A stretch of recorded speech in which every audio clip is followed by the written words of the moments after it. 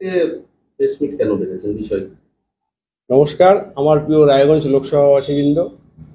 আপনারা সবাই জানেন যে ভারত সরকারের সামাজিক ন্যায় প্রকল্প মন্ত্রণালয়ের অধীন আগামী 7 দিন আমাদের রায়গঞ্জ লোকসভার 7টি বিধানসভায় দিব্যাঙ্গদের জন্য স্ক্রিনিং ক্যাম্প হবে।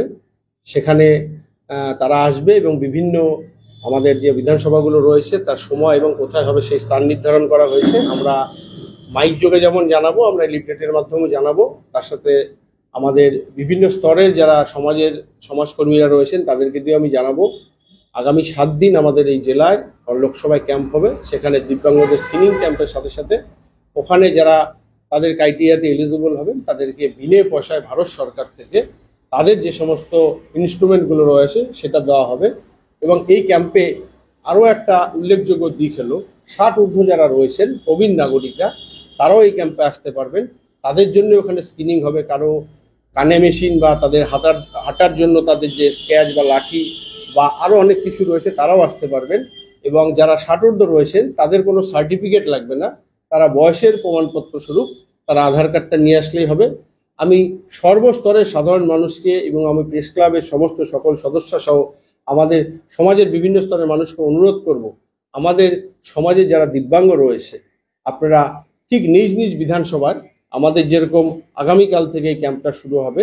আগামীকাল চাকুলিয়া বিধানসভায় আমাদের জৈন মন্দিরের ওখানে সেখানে আমাদের ক্যাম্পটা হবে। আগামী পরশুদিন আমাদের হেমতাবাদ বিধানসভায় হেমতাবাদ উৎসব ভবনে রয়েছে। তারপরের দিন কালিয়াগঞ্জ বিধানসভায় আমাদের কালিয়াগঞ্জের মারোয়ারিপট্টি হনুমান ভবনে রয়েছে। ঠিক এইভাবে আমাদের করণদিঘি বিধানসভায় রয়েছে করণদিঘি গণনায়ক ভবন। আমাদের গোয়ালপুকুরে রয়েছে, গোয়ালপুকুরে আমাদের যে নন্দসার স্কুল রয়েছে সেখানে, এবং আমাদের ইসলামপুরেও রয়েছে। আমি আপনাদের মাধ্যমে সবাইকে জানাতে চাই, আমাদের যারা দিব্যাঙ্গ আমাদের সমাজে যারা রয়েছে তাদের এই সহায়তার জন্য আপনারা সবাই তাদেরকে উদ্বুদ্ধ করে ক্যাম্পে নিয়ে আসার একটা চেষ্টা করুন, যাতে আমরা তাদের কাছে তাদের যেটা দরকার আমরা সেটা পৌঁছে দিতে পারি। যারা কোনো কারণে এই সময়টাতে আসতে পারবে না তাদের জন্য কি আলাদা ক্যাম্পের ব্যবস্থা?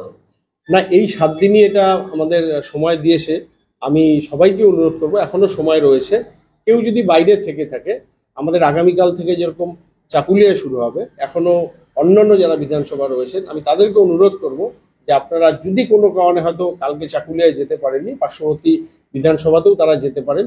কারণ আমরা চাই যে আমাদের সমাজ ব্যবস্থায় যারা দিব্যাঙ্গ তাদেরকে তাদের যেটা সরকার থেকে যে জিনিসগুলো দেওয়া হবে সেটা যেন থেকে বঞ্চিত না হয়। তাই আমি সমাজের সর্বস্তরের সবাইকে অনুরোধ করছি, আসুন আমরা সবাই মিলে এই ক্যাম্পটাকে সফল করি এবং মানুষের পাশে, আমরা দিব্যাঙ্গদের পাশে, আমাদের যারা বিশেষ করে বয়োজ্যেষ্ঠ রয়েছেন তাদের পাশে আমরা দাঁড়াই সহযোগিতাটা করি।